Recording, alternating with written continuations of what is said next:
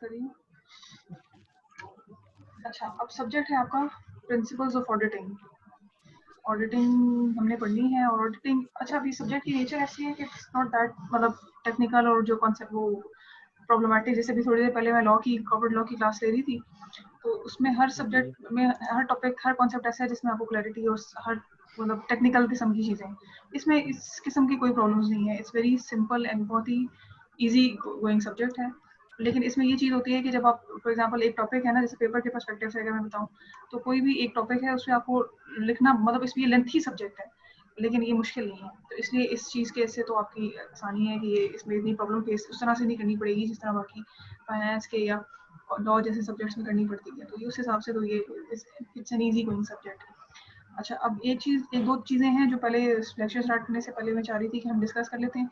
अब चूंकि ये सब्जेक्ट ऐसा है जिसमें थियोरेटिकली जो रीडिंग टाइप वाला मटेरियल है ना वो ज़्यादा है, जो फॉर एग्जांपल जैसे अगर किसी टॉपिक में या किसी कॉन्सेप्ट में कोई बात समझाने वाली है तो वो मैं आई कम्युनिकेट। लेकिन मैं ये सोच रही थी कि हम स्लाइड स्टार्ट करते हैं, तो एक दो स्लाइड्स जब मैं थोड़ा सा एक टेम्परामेंट बिल्ड कर दूँ सब्जेक्ट का, उसके बाद ना हम इसकी वन बाय वन हम कोई भी एक स्टूडेंट है उसको रीड करें स्लाइड को, देन उसमें अगर कोई ऐसी चीज़ है ओके मैडम, रीड कर ले।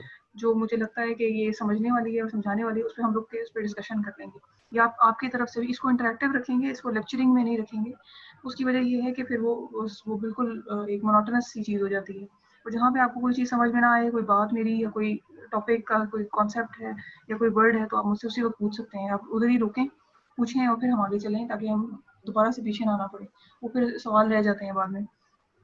एक तो चीज़ ये है। सही। दूसरा ये कि अभी वन बाय वन हम स्टार्ट करेंगे। मैं आपको बुक्स भी बताती हूँ। 2 बुक्स हैं अभी, लेकिन वो एक उनमें से बुक पाकिस्तानी ऑथर की है और एक इंडियन की है। वो एंड वाली स्लाइड में मैंने उसका नेम और ऑथर मेंशन किया है, ताकि आप आराम से उसको देख लीजिएगा। स्लाइड्स में शेयर कर दूँगी, तो आप बुक ले लें या मेरी स्लाइड से प्रिपेयर करें, इट्स अप टू यू। लेकिन स्लाइड्स मैं आपके साथ शेयर कर मैडम दूँगी। ऐसे फिर स्लाइड से करें ज़्यादा बेहतर है या बुक ले लें? ज़रूरी तो नहीं है ना बुक लें। मेरा ख्याल है स्लाइड्स पता है, लेकिन ये अभी जब मैं स्टार्ट में बना रही थी स्लाइड्स, तो मैं ये सोच रही थी कि स्लाइड्स आर जस्ट पॉइंटर्स हैं। पॉइंटर्स इन अ सेंस कि जैसे अभी देखेंगे फर्स्ट स्लाइड, जब पहली स्लाइड के एंड तक जब मैंने बनाई, तो मैंने ये सोचा हुआ था कि ये जस्ट पॉइंटर्स हैं, क्लूज है मेरे लिए कि मैं कोई पॉइंट स्किप ना करूँ, यानी कि मैं अपने पर्सपेक्टिव में बना रही थी। फिर जब मैं पहली स्लाइड खत्म की, तो मैंने कहा इसमें आप लोगों का क्या कसूर है, आप लोगों को स्लाइड से ही पढ़ लें। अगर मतलब बुक आपकी एक समरी हो जाएगी लेक्चर की, पूरे चैप्टर को पढ़ने की बजाय अगर आप समराइज उसको पढ़ लें, तो आप स्लाइड से ही तैयारी कर लें। तो पहली 2-3 स्लाइड्स के बाद आगे में तो डिटेल है, लेकिन पहली 2-3 स्लाइड्स में डिटेल नहीं है, सिर्फ पॉइंटर्स हैं, ताकि वो क्लू होता है ना, जैसे आपको पता चल जाएगा अच्छा ये टॉपिक डिस्कस करना है, ऐसे बात जी जी करनी है। बिल्कुल। उस तरह से पहली 2-3 स्लाइड्स हैं, लेकिन आगे से डिटेल ही है। तो अगर आप नेक्स्ट में फिर मैं ये कोशिश करूंगी या इन 2 स्लाइड्स को भी मैं बेहतर कर दूंगी, ताकि आपको थोड़ा आइडिया हो जाए, स्टोरी आपको पता चल जाए किसी पीछे कहानी क्या है। तो सही। ये आपकी मर्जी है कि आप बुक से करें, तो ज़्यादा डिटेल में पढ़ना चाहें तो बुक से पढ़ सकते हैं। अगर ब्रीफली उसको कॉन्सेप्ट अंडरस्टैंडिंग करनी है और कोई चीज़ मिस नहीं हो और उससे आपको आइडिया हो कॉन्सेप्ट का, तो आप इधर से भी प्रिपेयर कर सकते हैं। तो मोर देन इनफ इसमें मटेरियल जो है वो दिया हुआ है। एक तो चीज़ ये है, ये तो लेक्चर से रिलेटेड है।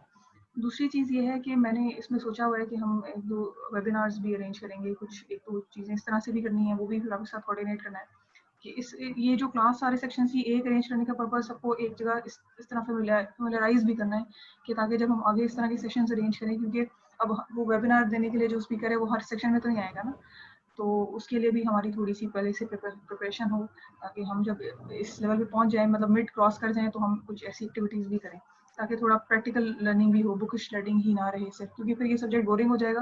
बिकॉज दिस इज़ वेरी, आप देखेंगे अभी हम डिस्कशन स्टार्ट करेंगे कि this is not that difficult. तो एक तो चीज़ ये है, और फिर ये है कि इसके बाद इसमें असाइनमेंट्स हैं, और असाइनमेंट्स ही हैं बस। तो मिनिमम 2 हैं, और मैक्सिमम अब हम देख सकते हैं कि वो बाय द टाइम जो चीज़ आती है कि उसको किस तरह से लेके चलना है। तो मिनिमम 2 हैं असाइनमेंट्स आपके इंटरनल मार्किंग के लिए, और इसके अलावा लेक्चरिंग है और जो कोर्स कंटेंट हम कवर करेंगे, तो वही होगा बस, ठीक है। तो इसको अच्छे से सुन लेंगे, तो मेरे ख्याल से आपको इस तरह ज़्यादा परेशानी नहीं होगी। अभी नहीं सुन सकते तो आप सही। बाद में इसकी रिकॉर्डिंग सुन लें, तो अच्छा रहेगा। ठीक होगा फिर, ठीक है। तो कोई प्रॉब्लमेटिक चीज़ इस सब्जेक्ट में, is very smooth going subject है। ना तो ये फाइनेंस की तरह है कि इसमें आपको न्यूमेरिकल सॉल्व करने पड़े, ना ये लॉ की तरह है जिसमें आपको हर जो है जार्गन सीखना पड़े कि ये है क्या, मतलब क्या है, मतलब सिंपल सा भी जार्गन होता है तो वो समझ नहीं आती कि ये है क्या। तो ये इस किस्म का इजी गोइंग सब्जेक्ट है, तो इसको इसी तरह रखेंगे और कोशिश करेंगे कि इजीली हम इसको कवर कर जाएं, मैक्सिमम हमारी अंडरस्टैंडिंग भी हो, लर्निंग भी हो। क्योंकि जो सब्जेक्ट आसान होता है ना, उसमें फिर आपको एक्सप्लोर करने का कि हम इसमें जैसे सेमिनार अरेंज कर लें या कुछ इस किस्म की चीज़ कर लें, कोई एक्टिविटी कर लें, तो वो ज़्यादा आसानी हो जाती है। लेकिन अगर सब्जेक्ट मुश्किल हो, फाइनेंस जैसा हो, तो पहले इस सब्जेक्ट को कवर करें कि पहले इस दूसरी एक्टिविटीज़ करें। तो ये प्रॉब्लम थोड़े से होते हैं। तो अभी मैं स्टार्ट करती हूँ। जो बुक्स मैंने कही हैं वो अगर आपने लेनी हुई तो अभी उसमें इंटरनेशनल ऑथर की नहीं है, वो मैंने ऐड करनी है। वो मैं जब स्लाइड्स पे, क्योंकि स्लाइड्स में 2-3 बुक्स को कंसल्ट करके बनाई हैं, ये जो अभी आज वाली हैं वो भी ऑनवर्ड्स भी मैं ऐसे ही करूँगी। तो वो फिर आप देख लीजिएगा कि कैसे करनी है, लाइब्रेरी से ले लीजिएगा, लेकिन बुक्स की एक आखिरी स्लाइड में सारी डिटेल होगी, आप उधर से देख सकते हैं। ठीक है, तो अभी मैं स्टार्ट करती हूँ। ये पहले 1-2 स्लाइड्स में थोड़ा सा हम मोमेंटम बिल्ड करते हैं, देन फिर हम रीड, जब बहुत ही बेसिक स्लाइड्स होंगी तो देन हम रीडिंग उसकी वन बाय वन। मैडम आप स्लाइड शेयर कर देना, अभी साथ साथ हम हाँ, देखते मैं रहेंगे। बिल्कुल बिल्कुल करने लगी हूँ। तो फिर हम ना इसकी अब व्हाट्सएप पे शेयर कर और देना, आप मैं ग्रुप में भेज देता हूँ। अच्छा, और मतलब मैं ये स्क्रीन शेयर करती हूँ, ग्रुप में मैं बाद में ओके, भेजती स्क्रीन हूँ। शेयरिंग कर देना, ठीक हो गया अभी मैडम। डिस्कस कर लेते हैं ना, फिर मैं ये और रिकॉर्डिंग दोनों इकट्ठी शेयर कर दूंगी तुम्हारे साथ। ठीक है, ठीक हो गया। तो नाम क्या है आपका जिसमें बात कर रही हूँ? शुमाइल है आप या कौन है जी मैम, मतलब? शुमाइल की आनी बात अच्छा है। शुमाइल, ऐसा है कि अब ये स्टार्ट में करती हूँ। अगर कोई चीज़ मिसिंग हो या कोई वॉइस ब्रेक हो रही हो या कोई भी इशू हो ना, तो तुमने मुझे बताना है, फिर साथ साथ अपडेट करना है। ठीक है अगर मैडम, मैं स्लाइड शेयर बताऊंगा ना हो रही इंशाल्लाह। हो या कोई भी इशू आ रहा हो। ठीक है। अच्छा, तो अब सबसे पहले किसी भी सब्जेक्ट को स्टार्ट करने से पहले, बिकॉज ये आपकी पहली ओरिएंटेशन है ना, पहली दफ़ा आप देख रहे हैं कि ऑडिटिंग को पढ़ रहे हैं। इससे पहले तो आई होप कि शायद देखा हो आपने, लेकिन मुझे आई कॉम अगर किसी ने किया है तो। लेकिन इसको जब भी किसी सब्जेक्ट को हमने स्टार्ट करना होता है, उसकी बेसिक अंडरस्टैंडिंग लेनी होती है, तो हम उसके हिस्टोरिकल पर्सपेक्टिव से शुरू करते हैं कि शुरू कहाँ से हुआ था। तो ऑडिटिंग जी की बिल्कुल। हिस्टोरिकल जो पर्सपेक्टिव है वो काफ़ी पुराना है। मतलब लगता है कि ये कॉन्सेप्ट अभी नया होगा, लेकिन ये डिफरेंट फॉर्म्स में काफ़ी पहले से हमारी ज़िंदगियों में मौजूद है, और डिफरेंट तरीकों से इसको कंडक्ट किया जाता रहा है। जैसे फॉर एग्जांपल हिस्टोरिकल पर्सपेक्टिव में जो पहला ये इन्होंने बताया हमें, जब हम बुक को डिस्कस करें, बुक पढ़ें अगर, Egypt and Babylonia, Egyptian Egyptian इन्होंने हिस्ट्री पहले डिस्कस की। यार माइक ऑफ करें यार, क्या नाम है, Mohammad Khan. Mic mic off करो यार। हेलो भाई, माइक ऑफ करो, नहीं तो क्लास से निकाल देंगे अभी। अच्छा, हिस्टोरिकल पर्सपेक्टिव में अगर आप देखें, ये जो है मैं जिक्र कर रही थी इजिप्शियन हिस्ट्री का, तो इजिप्शियन इसमें इस तरह होता था। बेबीलोनियन जो उनकी वो थी हिस्ट्री, उसमें ये था कि कम से कम 2 क्लर्क्स रखे जाते थे। उनको ये रिस्पॉन्सिबिलिटी दी जाती थी कि जो उस वक्त की सल्तनत है या जो भी इनके गवर्नमेंट के मसाइल चल रहे हैं, तो उनमें 2 बंदे ऐसे हों जो क्लर्क्स हों, जो हर चीज़ को रिकॉर्ड रखें, ताकि जो रॉयल ट्रेजरी है और जो शाही उनकी रिकॉर्ड कीपिंग है वो हो सके। तो उस ज़माने में भी बताने का मकसद ये है कि ये चीज़ मौजूद थी, कि चेक एंड बैलेंस उस ज़माने में मौजूद था। फिर रोमन टाइम्स को अगर देख लें, तो रोमन टाइम्स में भी ये होता था कि जब टैक्सेस कलेक्ट करने होते थे या जो इस किस्म की रिसीप्ट्स एंड पेमेंट्स का कोई ऑफिशियल ड्यूटी होती थी, तो उसका भी रिकॉर्ड रखा जाता था। कोई भी ऐसी एक्टिविटी जिसमें लेन देन, क्योंकि पहले तो बार्टर ट्रेड सिस्टम था, तो जब इस ज़माने में भी चेक एंड बैलेंस रखा जाता था। फिर उसके अलावा एक चीज़ इसमें एक हिस्टोरिकल एस्पेक्ट ये भी बताया जाता है, किताबों में डिस्कस किया हुआ है, क्या है कि जब क्रिस्टोफर कोलंबस से हम वाकिफ हैं, जिसने अमेरिका दरियाफ्त किया था, जब ये जाते होते थे वॉयजेस पे और डिफरेंट सफ़रों पे जाते होते थे और डिफरेंट कॉलोनीज़ को या जगहों को डिस्कवर करने के लिए, तो वो वहाँ पर भी इनके साथ ऐसे लोग भेजे जाते थे जो कि रिकॉर्ड देखते थे कि जब दूसरी जगहों पे, क्योंकि पहले सिस्टम में तो इतना डेवलप नहीं था, तो वहाँ पर भी लोगों को इनके साथ अटैच करके भेजा जाता था कि वो वहाँ पे जाएँ और वहाँ पे एक्यूरेट रिकॉर्ड जमा करके लाएँ, और फिर उसको जो वो लेके आए उसको फिर उसकी चेक एंड बैलेंस भी रखा जाता था और सारा मेंटेन रिकॉर्ड रखा जाता था। तो ये सारी चीज़ें, ये 3 इंस्टेंसेस यहाँ पर कवर करने का और बताने का मकसद ये है कि ऑडिट का जो कॉन्सेप्ट है वो अभी आज का नहीं है, वो बहुत पुराना है। और मतलब शुरू से कोई ना कोई ऐसी चीज़, ऐसी सिस्टम हो नहीं सकता कि जब तक आप उस पर चेक एंड बैलेंस ना रखें, सिस्टम को मेंटेन रखने के लिए और एक ऑर्डर में रखने के लिए ये ज़रूरी है कि आप चेक एंड बैलेंस रखें। और जैसे जैसे हम आगे पढ़ेंगे तो हमें ये अंदाज़ा होगा कि ऑडिट ज़रूरी है, is a very important thing. उसमें कुछ क्रिटिसिज्म भी आते हैं, लेकिन क्रिटिसिज्म भी उसको भी आप इसका भी रिबटल आप कर देते हैं कि नहीं, और audit check and balance law and order situation को मेंटेन रखने के लिए, अकाउंटेबिलिटी के लिए बहुत ज़रूरी है। फिर इसमें एक चीज़ जो याद रखने वाली है कि ऑडिट का वर्ड कैसे, ये टर्म यहाँ तक कैसे पहुँचे, ये भी मतलब जो लैटिन वर्ड से डिराइव हुआ है ये ऑडिट का वर्ड, मतलब स्टार्ट ऑडिट से स्टार्ट हुआ और आहिस्ता आहिस्ता ये डेवलप होता होता ऑडिट तक पहुंचा। तो ये बेसिक 2-3 इसकी हिस्टोरिकल पर्सपेक्टिव की स्टोरीज थी कि इजिप्शियन एंड बेबीलोनियन में क्या होता था, रोमन टाइम्स में क्या करते थे। फिर ये जो स्पेशली जब दूसरी जगहों पे जाते थे, एक तो होता है ना विद इन टेरिटरी आप किस तरह चेक एंड बैलेंस मेंटेन रख रहे हैं। फिर एक होता है कि जब आप दूसरी, क्योंकि पहले तो ब्रिटिश की भी कॉलोनीज थी, तो अब एक बरतानिया में बैठे जो हैं उनके ऑफिशियल्स, वो हिंदुस्तान में जिन पे उन्होंने कब्जा किया हुआ है, और उसके अलावा सिर्फ हिंदुस्तान ही नहीं बल्कि फ्रेंच और भी कई कॉलोनीज, तो उन पे अगर उन्होंने कब्जा किया हुआ है तो वहाँ पे वो कैसे अपना रेट अपनी कैसे मेंटेन करेंगे। तो इसके लिए ज़रूरी था कि कुछ इस किस्म का चेक एंड बैलेंस हो ताकि उनकी अकाउंटेबिलिटी की जा सके। तो इसलिए पहले भी से भी ये कॉन्सेप्ट डिफरेंट शक्लों में मौजूद है, लेकिन वो रिफाइन जो है वो बाय द टाइम हुआ है। ठीक है, अब नेक्स्ट चीज़ देखते हैं कि इसकी ज़रूरत क्या है, नीड फॉर ऑडिटिंग क्या है। ठीक है, नीड फॉर ऑडिटिंग अगर हम देखें तो सबसे पहले देखो मैंने लिखा है कि स्टेक होल्डर्स का इंटरेस्ट डेवलप करना। देखो हम बिजनेस के स्टूडेंट्स हैं, और बिजनेस में अगर आप देखें तो आप या तो सोल प्रोप्राइटर हैं, या पार्टनरशिप चला रहे हैं, या फिर आप कंपनी चला रहे हैं। ठीक है, ये चीज़ें हो सकती हैं, ये 3 इंस्टीट्यूशंस हैं, डिफरेंट फॉर्म्स हो सकती हैं, लेकिन है तो ये 3 ही बेसिक। तो इसमें देखो कि जॉइंट स्टॉक कंपनी है तो उसमें शेयर होल्डर्स हैं आपके, डायरेक्टर्स हैं आपके, कितनी पार्टीज इन्वॉल्व है, सप्लायर्स इन्वॉल्व है, क्रेडिटर्स इन्वॉल्व है। तो ये सारे स्टेक होल्डर्स हैं, हर वो बंदा जिसका स्टेक है कंपनी में वो स्टेक होल्डर है। तो स्टेक होल्डर का इंटरेस्ट मेंटेन करने के लिए आपको चेक एंड बैलेंस रखना जरूरी है। तो चेक एंड बैलेंस रखने के लिए आप अगर उसी ऑर्गेनाइजेशन के अंदर से बंदे लेंगे, वही ऑडिट करेंगे, तो इसका मतलब ये है कि वो उसमें वेस्टेड इंटरेस्ट का एस्पेक्ट आ सकता है। देखो एक चीज़ यहीं पे क्लियर कर लेते हैं पहले कि ऑडिटिंग में जो ऑडिट करना होता है, चेक एंड बैलेंस करना होता है, इसकी हम डेफिनेशन अभी आगे चल के देखते हैं। तो उसका पर्पज़ ये होता है कि आप जो सारा रिकॉर्ड है उसको एग्जामिन करें, उसमें कोई एरर्स हैं या उसमें कोई इश्यूज हैं तो वो उसको आप हाईलाइट करें, ताकि उसको ठीक ठीक तो कंपनी नहीं करना होता है ना, लेकिन पर्पज़ ये होता है, इसकी ज़रूरत ये है कि कोई भी इस किस्म की चीज़ जो कि जो स्टेक होल्डर्स हैं उनके इंटरेस्ट को हर्ट कर रही है, तो उसको आप एक दफ़ा उसको एक गो थ्रू करें, उसको हाईलाइट कर दें। तो ये इसकी एक बुनियादी वजह है जो ऑडिट किया जाता है, कि स्टेक होल्डर्स कॉन्फिडेंट हो जाते हैं कि जो हमारी कंपनी है वो हमारे इंटरेस्ट की, अपने शायद एजेंसी थ्योरी पढ़ी हो फाइनेंस में, एजेंसी थ्योरी ये बताती है ना कि मैनेजर्स का इंटरेस्ट डिफरेंट होता है और शेयर होल्डर्स का इंटरेस्ट डिफरेंट होता है, तो फिर एजेंसी प्रॉब्लम क्रिएट होता है। तो ये इस किस्म के इश्यूज को से बचने के लिए ऑडिटिंग की जरूरत है। ऑडिट जब हो जाता है तो दोनों सारी पार्टीज जो स्टेक होल्डर्स हैं दे बिकम कॉन्फिडेंट कि जो सिस्टम चल रहा है कंपनी में वो ठीक है। और दूसरी चीज़ ये होती है कि अगर मैं शेयर होल्डर हूँ तो मैंने एक कंपनी में तो नहीं इन्वेस्ट किया हुआ, मतलब मैंने खुद जो शेयर्स हैं वो एक बैंक के शेयर्स हैं, मैंने SNGPL के शेयर्स लिए हैं, मैंने फलानी कंपनी के शेयर्स लिए हैं, और मैं यहाँ पे जॉब कर रही हूँ, तो मैं तो नहीं जाके देखती कंपनीज में क्या फेयर्स चल रहे हैं, क्या कंपनी ठीक काम कर भी रही है, अगर कंपनी ने इस साल डिविडेंड नहीं दिया तो क्यों नहीं दिया। ये सारी चीज़ें मैं मुझे किस तरह से पता है कि ये कंपनी स्ट्रांग है, कंपनी स्ट्रांग नहीं है, क्योंकि हर कंपनी की फाइनेंशियल स्टेटमेंट में एक ऑडिटर्स रिपोर्ट भी लगी हुई होती है। इसका मतलब ये होता है कि कंपनी इज वेरीफाइड। ठीक है, तो ये तो चीज़ ये भी है। अच्छा, फिर उसके बाद ये है कि हम जो ये चेक कर रहे होते हैं बाहर के इंडिपेंडेंट ऑडिटर्स, ऑडिटर्स इंटरनल भी होते हैं और ऑडिटर्स एक्सटर्नल भी होते हैं।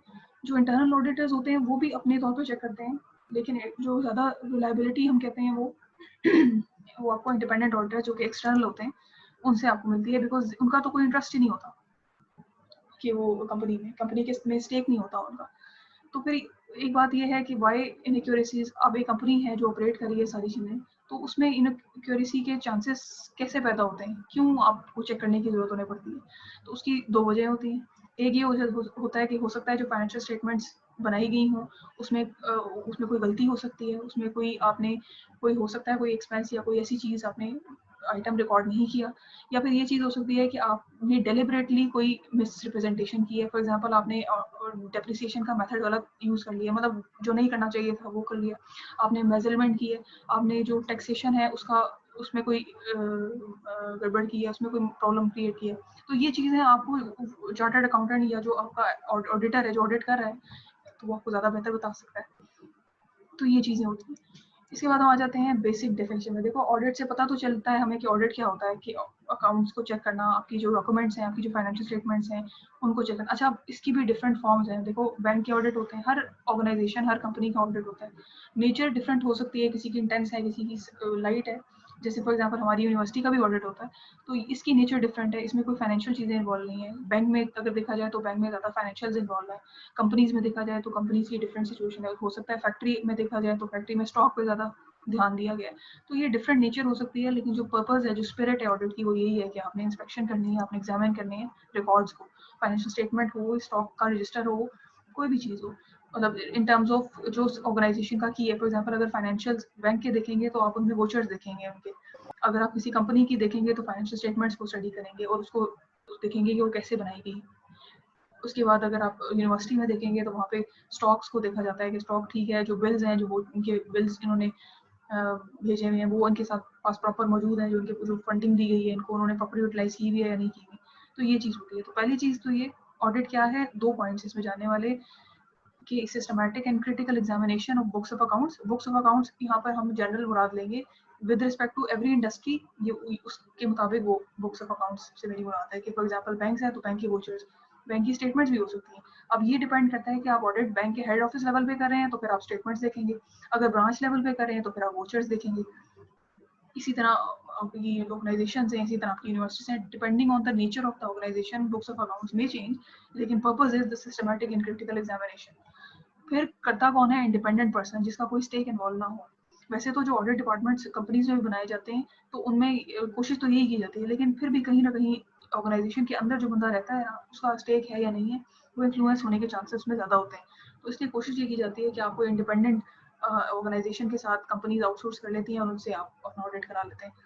फिर पर्पस क्या होता है, जब आपने सिस्टमैटिक और क्रिटिकल एग्जामिनेशन भी कर लिया, इंडिपेंडेंट पर्सन भी हायर कर लिया, उसने कर दिया आपका जो है वो एग्जामिनेशन बुक्स ऑफ अकाउंट्स का, तो अल्टीमेट पर्पस ये होता है कि वो अपना ओपिनियन फॉर्म करता है। वो ओपिनियन किसी से इन्फ्लुएंस नहीं होता कि उसने मुझे कहा है, उसने वो मेरा दोस्त है तो उसकी कंपनी है तो मैं उसको अच्छी रिमार्क्स दे दूँ, ऐसा नहीं होता।